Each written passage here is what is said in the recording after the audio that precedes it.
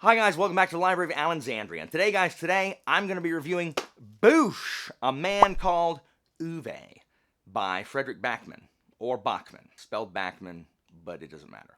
So, the only other Backman book that I've read is Beartown, which was on my top 10 last year, and I will never read it again. I think it was 3. I'll never read it again because I hated reading it, and I hate everybody in that town, and it is my hope that they all are forced out of town and have to go live places where there's no hockey and no team sports period, and they have to get a life and find something else to care about besides high school sports, which they deem more important than literally anything. That's ridiculous. Like, that's just ridiculous, but all too common, especially here in the South, even though that takes place in Sweden. But Backman is fantastic at the small town feel of Beartown, and the way he writes, it is so hard to describe. I used to find it difficult discussing like Abraham's prose and Parker's prose, and Pratchett's prose is not hard, and John Williams's prose in like Augustus and Stoner. It's hard to describe Backman's as well because it's not flowery. It's just there, and he just seems to always know the right thing to say and the right way to describe something without going into this incredible depth. It just has the ability to pull emotion out of you, and you know exactly what he's talking about. He doesn't need to use this big, fat, flowery paragraph to evoke what he's going for. He gives you the essence of what he's trying to say, trying to describe, and it just, your mind creates the exact picture that he's going for.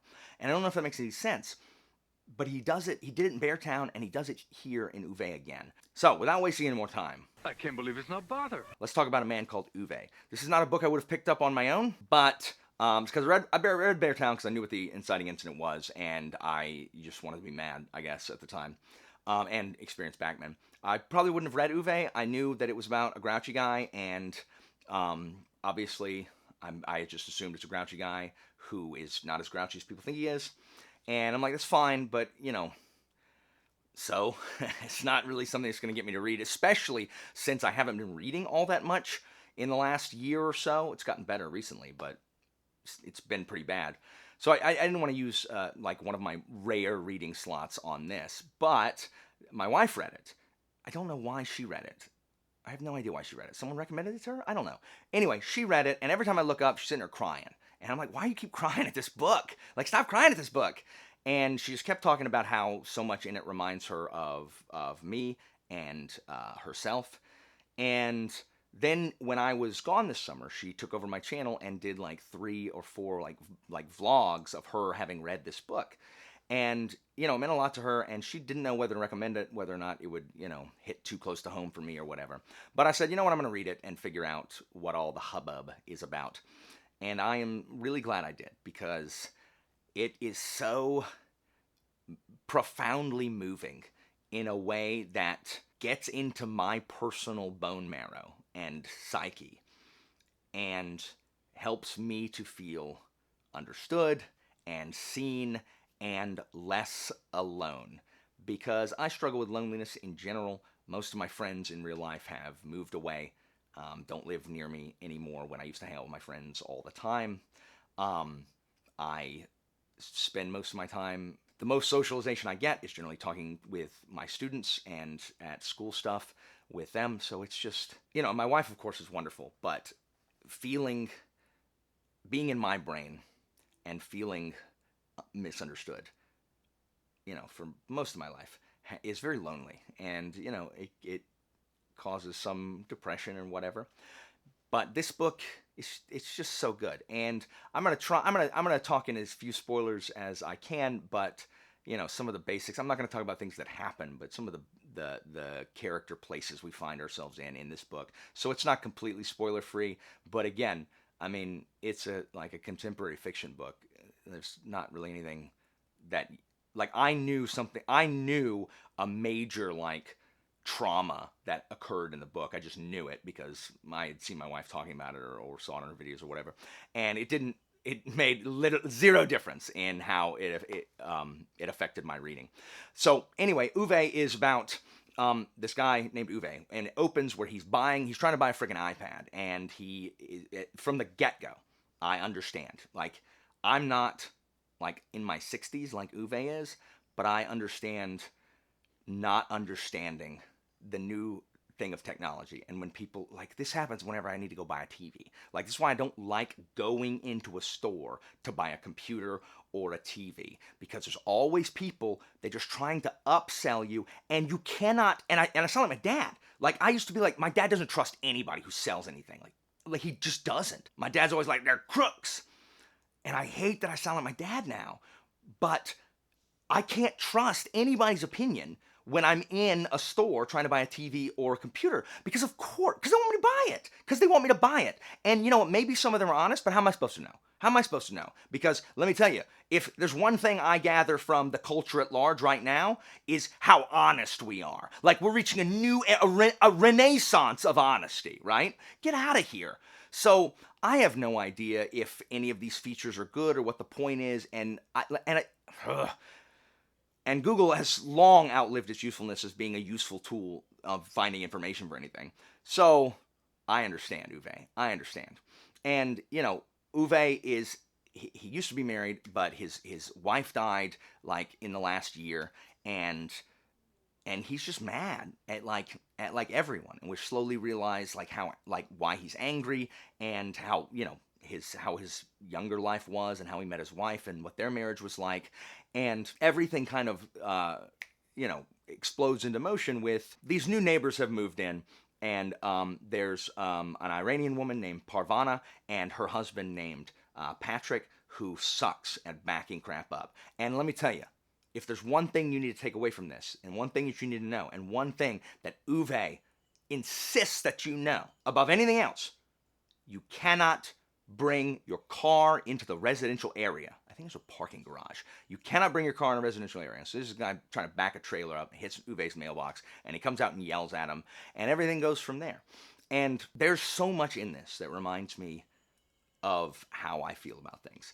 And parts of Uwe remind me of my wife, and Uwe's wife, Sonia, reminds me a lot of my wife. And his just sorrow at her being gone. He goes to her grave and he talks to her, and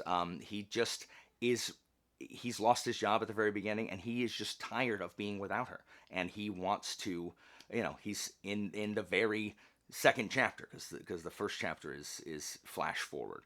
The second chapter is like 3 weeks earlier. He is ready to end it all, because he wants to be, I don't know if y'all can hear in the other room, but the baby's crying, and he just doesn't want to be without her anymore. And that alone is just, it's just so tragic. And so I'm just going to read some kind of things that really struck me, because Uwe is very rigid in his moral code, in what he thinks is right and wrong, and it's like, there's like some things are just right, like they're just right, it's just the right thing to do, and he doesn't understand why other people don't understand that, and he doesn't understand why people think he's inflexible and mean and bitter because he believes that. And I completely relate to that. And another thing I like about Backman's prose is, he, like Pratchett, one of the things I love about Pratchett is the examples he gives, the analogies he gives, are so specific. Like, it's not like this was like, you know, a person smoking a cigarette or whatever. It's like, this is a person smoking one of those really long cigarettes and holds it up to their nose and whatever. It's just they're just really specific. And here's a couple of them that I really like. This is when he's talking to this one is talking to the salesman guy. Uwe gives the box, that's got an iPad in it. Uwe gives the box a skeptical glance, as if it's a highly dubious sort of box. A box that rides a scooter and wears tracksuit pants, and just called Uwe my friend before offering to sell him a watch. I know exactly like what kind of sketchy person that is, and I love it. I love that Uwe thinks of inanimate objects, things he does not trust, in that vein. And there's another one about, because I hate this so much. Here we go. There's a lady whose dog is peeing on his lawn or whatever. He's like, her lips are pulled into that sort of grimace that comes as close to a real smile as a woman whose lips have been injected with environmental waste and nerve toxins is ever likely to achieve. I'm with you, Uwe. Guys, look, if it's you, I'm not talking to you specifically.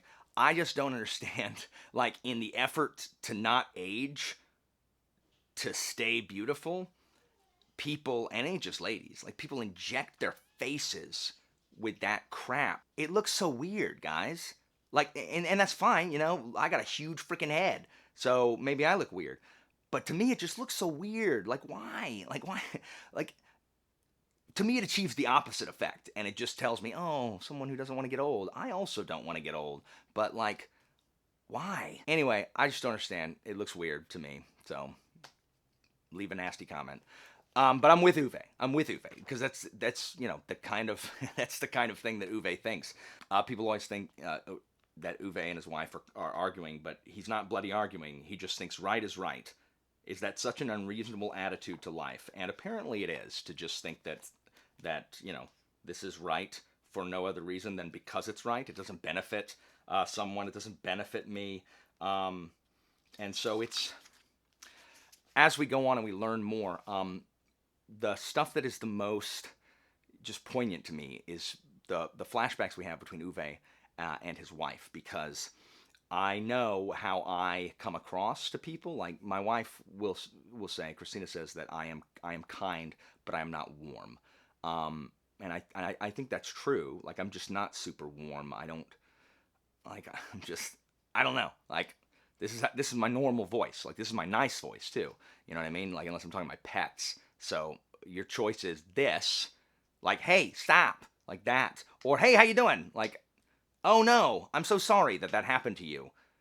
Man, you see this voice? Or I can use this one. Hey, oh hey buddy, how you doing, Mr. Man? Oh, look at, oh, you got it, Atticus. Like, that doesn't work either. You know what I mean?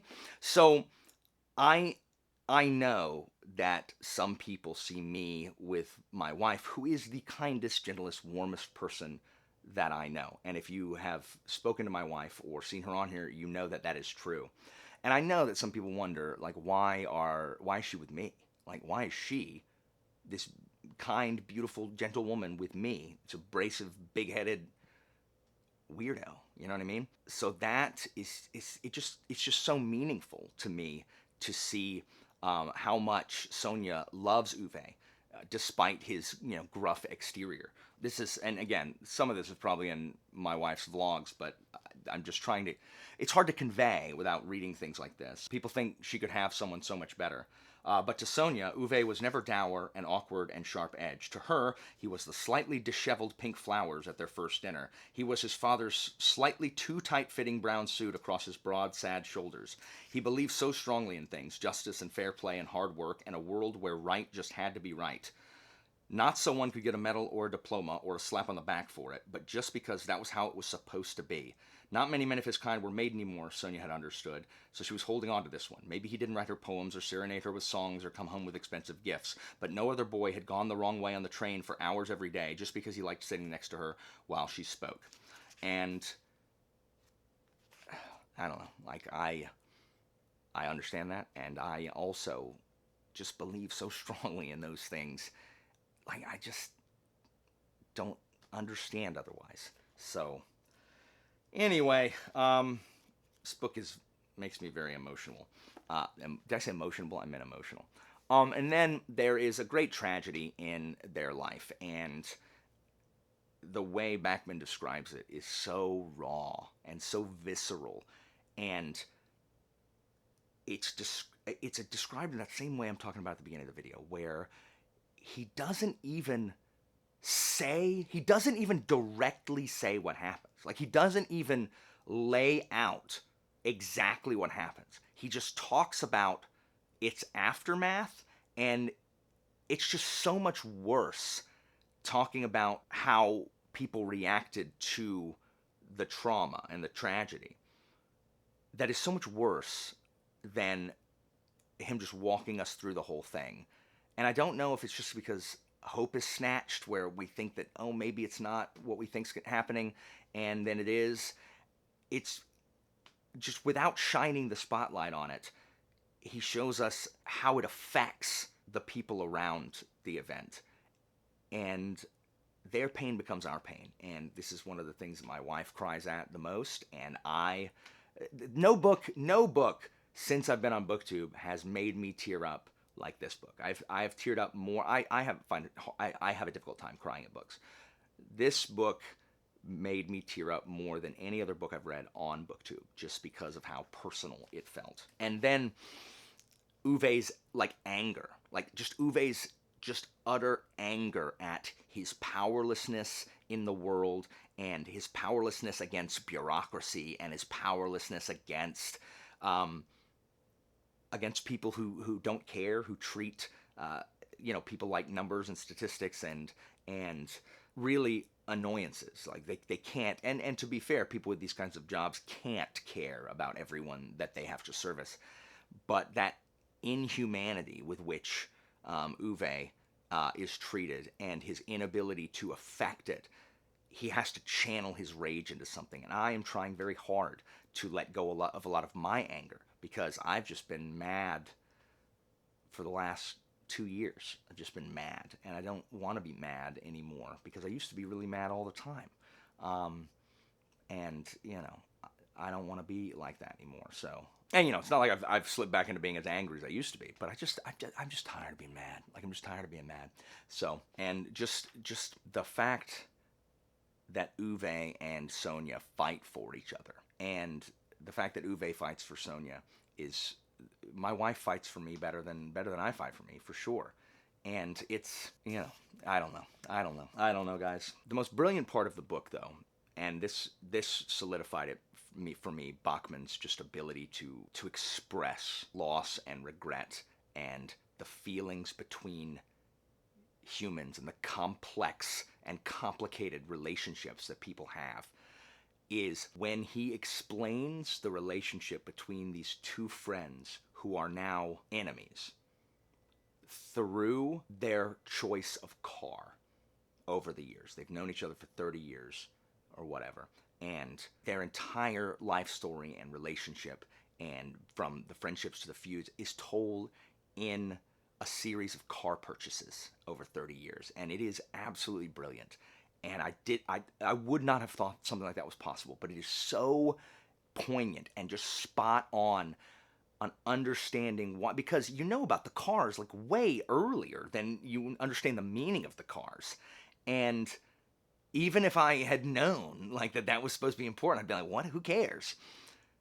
Because it's not really important. It just explains so much when you look at it and you understand why each car was purchased, when it was purchased, and for what reason, and why that created friendship and schisms between the two. And it's absolutely brilliant. Absolutely brilliant. And then last thing I want to share is loving someone is like moving into a house, Sonia used to say. At first you fall in love with all the new things, amazed every morning that all this belongs to you, as if fearing that someone would suddenly come rushing in through the door to explain that a terrible mistake had been made. You weren't actually supposed to live in a wonderful place like this. Then over the years, the walls become weathered, the wood splinters here and there, and you start to love that house not so much because of all its perfection, but rather for its imperfections. You get to know all the nooks and crannies, how to avoid getting the key caught in the lock when it's cold outside, which of the floorboards flex slightly when one steps on them, or exactly how to open the wardrobe doors without them creaking. These are the little secrets that make it your home. And I mean, I don't know what to say. Just, it's